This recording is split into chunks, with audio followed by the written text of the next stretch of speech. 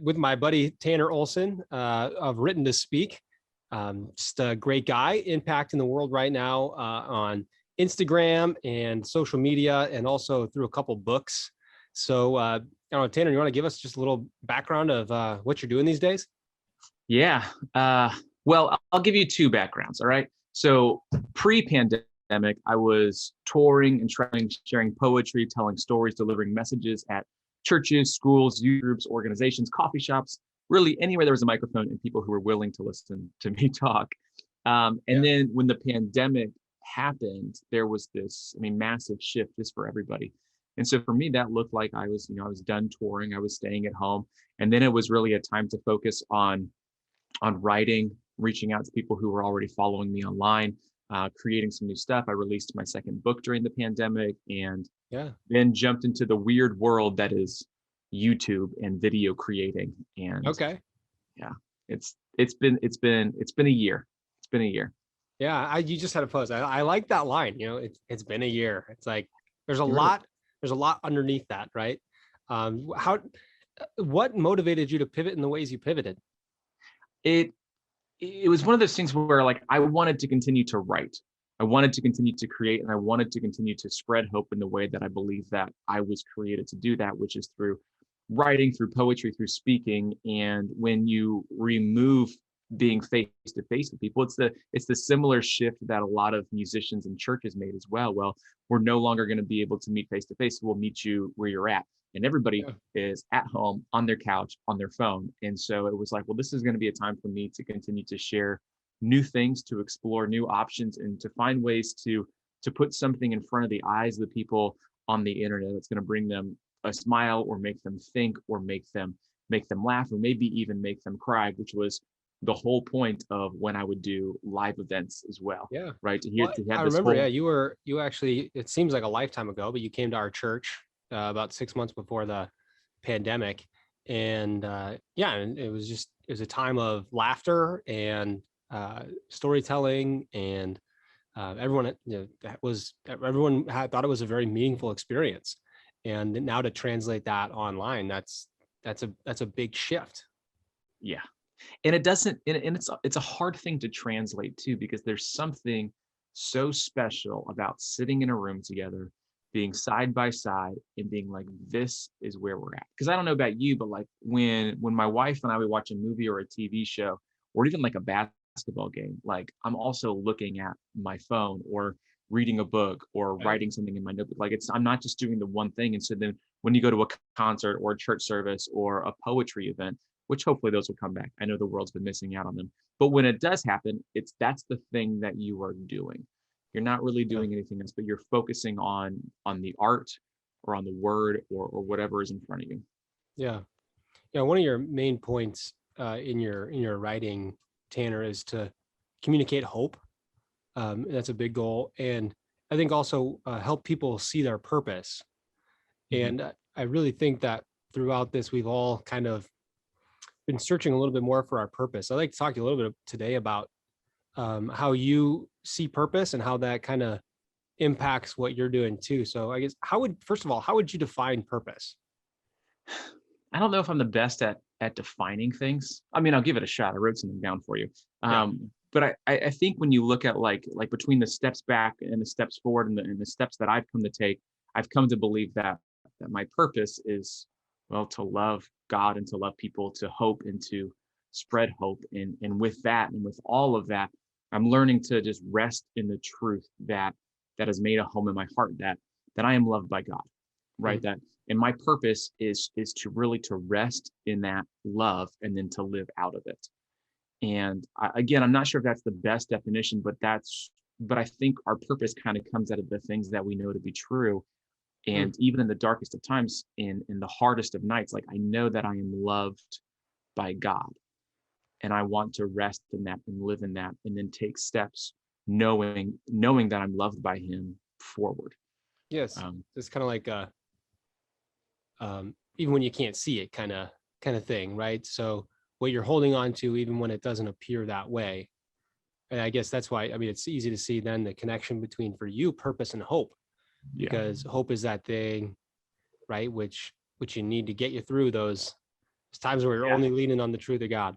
hmm Well, yeah, and hope is that weird thing that's hard to define as well. Like it's hard to define those words that are super impactful and powerful and important. But for me, it's like hope is the full assurance of what God will do and what He Mhm. says that He will do. And so it's again finding ways to rest in my purpose and to rest in the hope that God offers us. Yeah. And and it's exhausting. I feel like a toddler, right? Where you're like, buddy, it's your nap. You have 30 kids, so it's like just 4, 5? Yeah, 4. We're only 4 right now. 4. Okay, that was close. Feels like 30. Yeah. I bet.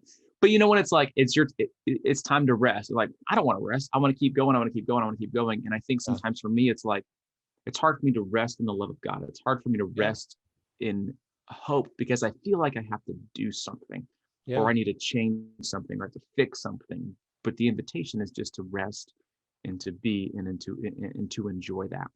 Yeah. Well, I can tell you, I guess one of the best parts of my day is when all 3 of my 3 sons share a room, and when all 3 of them are sleeping, I walk in there and I just like I can see them sleeping, and like the peace that I feel even on their behalf is like it's awesome. Yeah. When did you start to find your rest in God? I mean, you've been a Christian your whole life. You Yeah. studied to work in the church. But what were some of those defining moments though, as you started to find your rest in God? I think those moments continue to happen time and time again because, like a like a child or a toddler, I forget how beautiful and how wonderful the afternoon nap is, right? And so for me, I think throughout this pandemic, I've come face to face with it several times. With no, like the thing that you need to do today, Tanner, is rest, right? And I think when we rest, we're really flexing that trust muscle. We're really beginning to um, build trust between us with God and understanding, hey, like He's got everything covered. He has Mm. all things that are in His hands. And I think a lot of it does, for me at least, I'm resting in who God says I am rather than who I say that I am or who the world says that I am. Because there is this thing deep inside of me that says I have to keep doing, I have to keep achieving, I have to keep growing and Yeah. scaling, right? Because Right. after all, like my writing, this is the way that I make my living. So Right. if I'm not growing, if I'm not getting better, then am I going to be able to do this job forever? Right. And so there's this tension, there's this struggle between trusting in God and trying to make things happen for myself. So yeah, I think I keep coming back to it time and time again. It's like, no, you need to just rest. You need to trust in the promises of God and believe the things that you say on podcasts. Well, so then it opens up, for you, you kind of said the threefold voice, right? So the voice of God, the voice of self, and the voice of others or the world that kind of clouds the air a little bit. And I think no matter if people believe in God or not, they have voices speaking into their life, trying to tell them what their purpose is, right? Yeah. I guess hmm from your perspective, as you interact with hundreds and thousands of people online, um, why is this sense of purpose so important to people, especially in a time of global pandemic? I think I think there's something deep down inside most people that they want to make a difference or they want to be seen as the person who has made a difference. That their purpose is been recognized and noticed and is greater than what anybody else would have thought for their lives. and and I think that that can be quite exhausting, rather than like just resting in, hey, your purpose is to love God and to love people and to live that out. Yeah, I mean, I've been able to interact with a lot of people, especially throughout the pandemic, and the thing that keeps coming up time and time again is do you see me? Do you notice me? Am I somebody who's worth following? Mm, And I mean, I've struggled with that, or I've wanted people to think, hey, this is you're more, you are somebody, mm. but we're all just people. We're all just trying to figure it out. And we're all just loved by God and learning how to rest in that, or at least trying to rest in that. We try to make a name for ourselves outside of maybe even what God has in store for us. But I mean, maybe finding our identity more in what we do rather than who we are. Yeah, and that's like where purpose and identity seem to like clash and collide a lot, and they also like walk side by side together. And like, it kind of goes back to like, well, my purpose is to love God and love people, and my identity is rooted in the love of God. And so it's like, if I can just find my home in that, in work and live and play and kind of be out of the things that God calls me and who he says that I am, like that's going to change the way that I interact and navigate the world.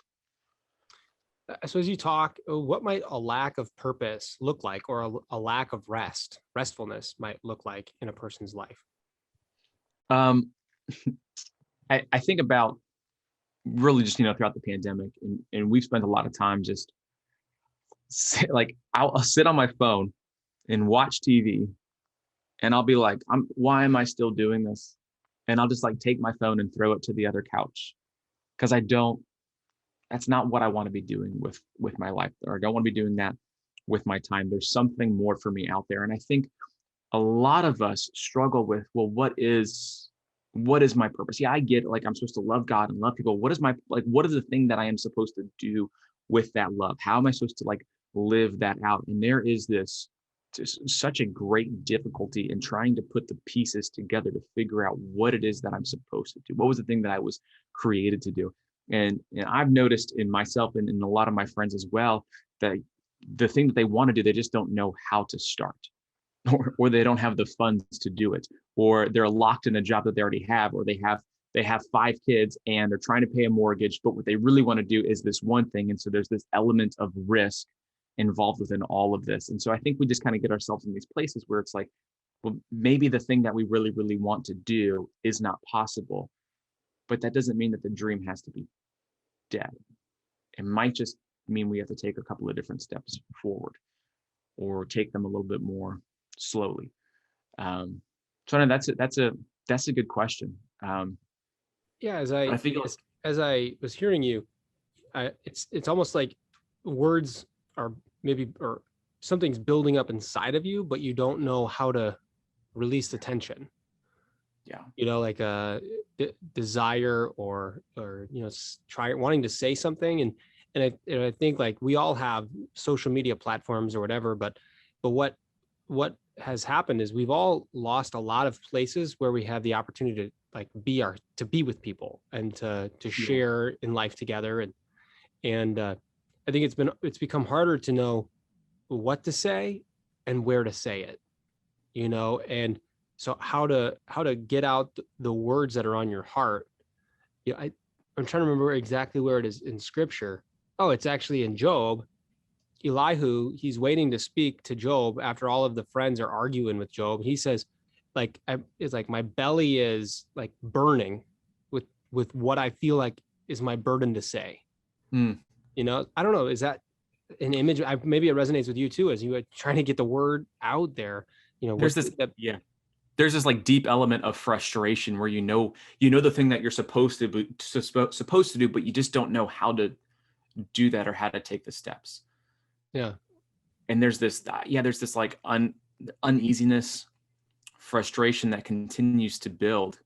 Yeah. And in that, it's hard to just rest or to continue taking steps forward. And maybe that's a good thing, right? Yeah, like so maybe that frustration or that wrestling deep within is a good thing, because that's going to cause you to think and to reflect and to say, well, okay, well, I don't need to be doing this thing that I'm doing right now, but I need to make a shift, make a change so that I can take these steps in these directions towards the thing that I believe is my purpose, or the thing that I'm supposed to be doing. What would you say to somebody who's kind of feeling that frustration right now, or that burning in their belly or whatever it is? What would you say for like what a next step, or what would you say to them? Well, I think finding somebody who's going to be able to ask them questions to help pinpoint down the thing, or at least the direction that they think they're supposed to be going, right? So finding someone who can ask them questions about, well, what is the thing that you want to do? Why do you want to do it?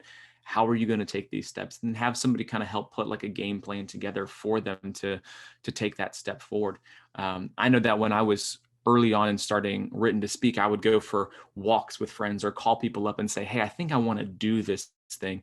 First of all, do you think that I should, right? And some people would be like, yes, you should. And other people were like, I'm not really sure that's a thing for you to do, right? But you kind of figure out those voices that you're supposed to trust, not the ones that are going to tell you everything that you want to hear, because people who said, hey, you should do this thing, but it might need to look a little bit more like this. And I didn't want to hear that, turns out they were right. But like, you find those people that you can bounce ideas off of and then confide in and talk to about anything. And I think you said a little bit earlier, like right now it's a time when we don't have the deep sense of community or belonging. And I think when it's easier for us to live out our purpose when we feel like we belong, or when we feel like we have something to give or to offer, just because we have something to give or to offer, not because we want anything in return, right? Yeah. But just because I believe this is the thing that I was created to do, and I hope this helps you. I hope this makes you smile. I hope this adds, a measure of joy to your life. Wow, that's good. The relational component of it is so important. Well, yeah, Um, because if you don't have that, like, how are you gonna get better, or how are you gonna have people call you out for the things that you're doing or not doing? I've got a couple of friends who look at what I do and they say, "Hey, are you sure you want to go in this direction? Or why did you do this? Or have you thought about this?" And it's like being able to have those open doors with people to speak freely into your life. Because if you have people who can do that, the chances of you taking those big steps forward and living out the thing that you're supposed to be doing is going to change and it's going to happen. yeah, that's good. Why do you think people are resonating with your poetry so much right now? You have a Um, different approach to poetry. If no one's if you haven't checked out Written to Speak yet, go over there, read some of the poems. They're quick reads. They're simple in the sense of word choice and all that, but there's a depth there, and a profundity, if you will, profound nature. Why do you think that how you're speaking right now is resonating so much with people? Yeah, well, with my writing, I want to put into words what other people are thinking and feeling and going through, but I don't want to say something that's going to go over their head. I want to write something that they're going to be able to grab hold of and put in their pocket and walk through the day with. When I was in middle school and high school, and when I was in school, and we would study poetry, we would study all these poets who are no longer living, and their works were hundreds of years old, and they were beautiful and they were great, Yeah, but it was really hard to connect with it. yeah, And there's something about finding words that you connect with and being in reading it and saying, well, that person just put into words what I was thinking, or what I was feeling. Or it's like when you go on the internet and you see, just for me, I just post, I write words down on a piece of paper and I take a picture of it, and that's it. There's this simplicity to it. yeah, There's nothing, I'm not trying to make it super fancy. It's just, it is what it is. And I think there's something about poetry that offers you simplicity and offers you something that's honest and genuine. And not every poem is for you, yeah. but there might be something in it for you. It's accessible Yeah. in the sense that people can easily understand it, and hopefully, like you said, I guess they're finding their own voice in it, Hmm. right? So in that way, you're really seeking to serve by Yeah. helping. Your purpose is helping put words to what other people aren't able to put words to. Hmm. And what that puts you in a place of having to sit with your own thoughts, probably, and feelings more than maybe is comfortable for you, and going deep in a way that isn't always pleasant. But saying your purpose is helping other people put words to what they're thinking and feeling. Yeah. And the hope is that people will slow down for a little bit too. Mm, Give them time to, because I mean, when I'm on the internet, half the time that I'm on there, more than half the time, it's like a meme, a joke, some sort of conflict, terrible breaking news. And then every once in a while, there's this little glimmer of hope. There's this and it's not yeah, just a dog video. Like, it's just like, like I follow other writers and poets too. And so it's like, oh, I need to stop and read this, yeah, and I hope that the things that I put on the internet allow people to stop for a minute and think and reflect or pray, or to yeah. like turn their attention toward God or to their neighbor. Um, because honestly, I mean, I wish I could put out hilarious dog videos every day, but I've never done that before. So I feel like this is the thing that I'm supposed to do. Would you be able to just give us maybe like what are some of the steps for you as you go about taking? You already have the thing that you want to say, maybe like what? How do you take that into and make it into something that is somebody's going to slow down for on the internet? Yeah, for me, it's taking a bigger idea. So a lot of the poems that I write are well, like the ones that I post online are about maybe 15 or 20 words each. But they start off as, a minute, 2 minutes long, and I'm just crossing out and deleting and just whittling it down until one short, concise thought, something that someone's going to see and is going to catch their eye and be like, oh, like as you read it, there's this little melody or ditty in your head that kind of makes sense, and it kind of puts you inside of the poem. And so when you Gotcha. read it, you become the poet, you become the person who's rhyming it, you become the person who wrote the words. And I don't think I do that perfectly, I don't do that every day, but also I'm writing about what I know to be true, or I'm writing about the thing that I'm going through or wrestling with or learning. And I think when you're open and you're honest and you're vulnerable enough with people to give them an inside look as to who you are, they're going to slow down and they're going to Yeah. connect with it. That's, I mean, yeah. So what I like, whittle down, cut down, don't use everything. Delete, Do man. some Delete is the best. self-editing, but then Yeah. also putting out something that's open and transparent and vulnerable allows other people the space as well then to be open and vulnerable. Yeah, Yeah. that's really good. The best button on your computer is the delete button. When I talk with students in schools and stuff, and they say, well, like, what's your process in writing a poem? And I talk about how I write and I edit, and those are two different things. And when I edit, your best friend is the delete button. And I think that's also true in our lives, to an extent, is, we can cut back on some things. We can get rid of some of the noise or some of the conflict or whatever it is. So if it's like, if it's distracting away from the main thing, well, maybe it doesn't need to be there anymore. Yeah, that's good. I have to rethink my sermons now. Yeah, that'll preach, man. Yeah. Pastor, you need to go down to like 5 minutes. I think that's a good sermon. Well, and that's it too, right? Is like, but like it's easy for me to write a 3-minute poem. It's hard for me to write a 30-second poem, because you want to take this big idea and just put it right here. So yeah. That's good. I have a question, I guess, because it's kind of a crazy world right now. And I think one of the things that is really hard to overcome is like when you put your voice out there, to be heard and seen in a way that is not polarizing. Yeah. Like, so how are you navigating that, and how can or should Christians kind of go about stepping into the middle ground, not like taking on ideologies or polarities or whatever else, to step into the middle ground of this kind of polarized world? Yeah, sometimes I wrestle with my job as a poet. I'm a writer, but I have not been someone who writes about the things that divide the world. I really kind of write about things that are around it, or what's more happening to you and to me. And so when it comes to some of these bigger conversations, I'm listening and I'm writing out of the way that I feel towards what's happening, whether it's struggle or fear or pain or sorrow or regret. And I think when it comes to these things that are just, that are polarizing, I want to enter in listening and with my palms face up, because I don't have a lot of the answers. I probably have one answer, and that's Jesus. So, right. Like, and so I'm learning, I'm learning how to interact. I'm learning how to listen. I'm learning, what it is that I believe within all of this. And there are moments and there are times when I believe it is time for me to say something. But a lot of what I'm saying is, and maybe we should listen to the people who are hurting, or maybe we should listen to the people who are struggling right now. So it's been an interesting and difficult time with everything that's been happening. There's so many things that have been happening, and I think that I just need to listen. I think that's good. And what I like about what you were saying, it made me think,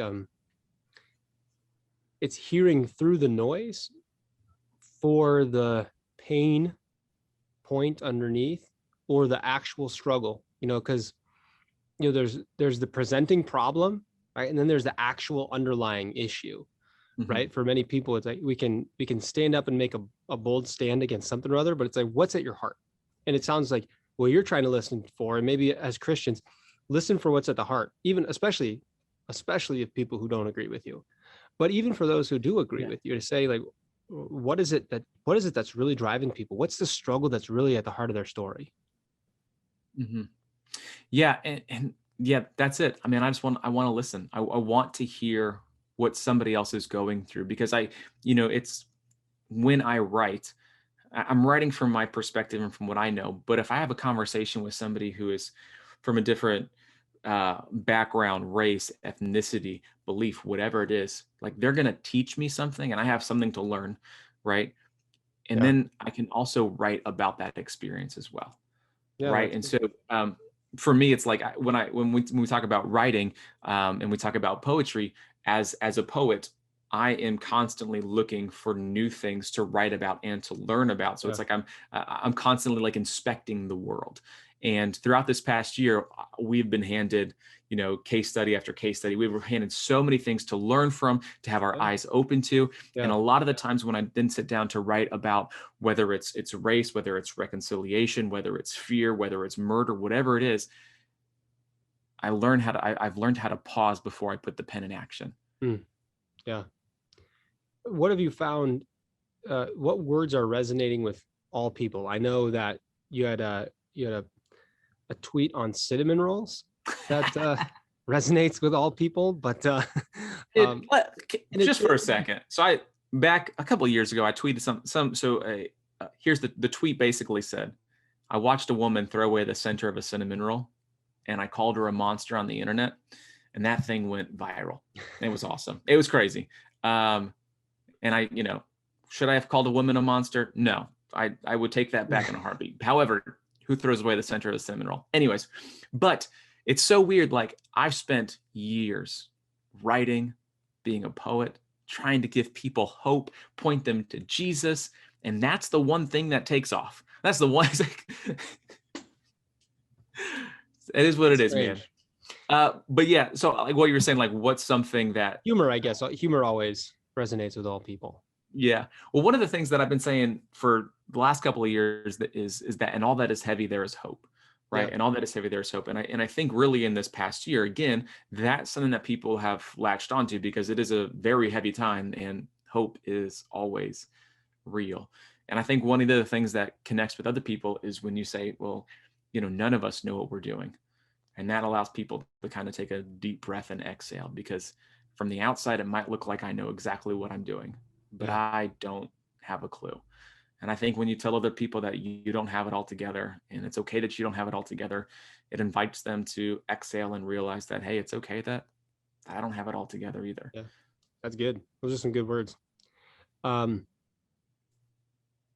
I guess what should someone do right now if they're feeling without a purpose? Like they just don't, they're lost. I mean, maybe they have way more time on their hands than to rest or whatever, but give us one thing or a couple things we should do for people that aren't like feeling purposeless right now, So, other than read your poems. yeah. Oh, yeah. So you should visit writtentospeak.com for sure. Yeah, nothing. If you're looking for purpose, look no further than my two books. Uh, I was a couple years into doing what I'm doing now, and I was just trying to figure it all out. And my mind was busy with I wasn't doing enough. I wasn't known by any kind of writing community or people. Like nobody was coming to my website to read anything or to buy anything, and I felt stuck. I felt frustrated. I felt like a failure, and then it got to a point where I just needed to slow down. And it's like most important things, it's easier to say than to do. But to slow down, to kind of figure out where you're at, where you're going, what you want to do. And so for people who feel like they're living without purpose, I think it's okay just to slow down. Maybe to turn off some of the distractions, maybe to fast or go for a walk or have an open conversation with some honest friends and take a look at, well, what is the thing that I think that I was created to do? And how can I do that? And how can I take those small, faithful steps forward? Because for a long time, I ran in a direction that I thought I was supposed to go, and I did it terribly. But when I take small, faithful steps forward, things begin to happen. And I begin to slow down, and I begin to trust, and I begin to see that, hey, this is way bigger than me, and I'm just here to help and to shine some light in some dark places, and that it's not about me at all. That's great. Those are great words. Hey, why don't we close with what's your favorite Bible passage right now? Right now, so a buddy and I have been reading through the book of Hosea recently, and that is a tough book to read. There is not a lot of joy in that. I'm just gonna say it. It's a downer. It's a downer. So I'm in Ezekiel right now. Same thing. oh, well, yeah. So, but we've been reading through that, and we've been texting about it in the mornings, and afterwards we're like, I think I need to change. I think I need to read something else, like not just Hosea. So I keep going back to Psalm 103, and it's this beautiful picture and reminder to praise God and to rest in His grace. And I think that's one of those things that I need to be reminded of time and time again. Hey, He is worthy of our praise, and you can rest in grace. Yeah. Well, thanks so much for What all about that you? today. What have you reading Ezekiel? Yeah. Oh yeah. Ezekiel is it's a heavy book. You know, the guy loses his wife just as a metaphor. It's like, dude, God, I don't dig that, you know? But yeah. So yeah, then I'm in James too. But You got to balance it. Got to balance It's it. be a balance. So yeah. Yeah. Hey, really appreciate all your words today, Tanner. For anyone who's listening, give them a follow at WrittenToSpeak, WrittenToSpeak.com, Instagram, Facebook. Are you on TikTok? I've tried. I can't. There's no dance moves with your poems. I got nothing, man. If somebody wants to, all power to. Yeah, I have tried. There's a couple of like random TikToks of me reading poems, and I'm like, these are awful. Like, why are you doing? I'm like, gonna share these. Yeah. I'm like, why would you do this? And I can't. I finally feel old. I mean, I feel old when I walk upstairs, but I feel so old when I'm on TikTok. I'm like, what? I don't know how to navigate it. I look dumb trying to do anything on here, and I'm not going to dance. Just, it's beyond me. It's beyond me. That's awesome. That's awesome. Well, don't go to TikTok to find him, Instagram or Facebook, WrittenToSpeak. Thank you so much, Tanner. Thank you.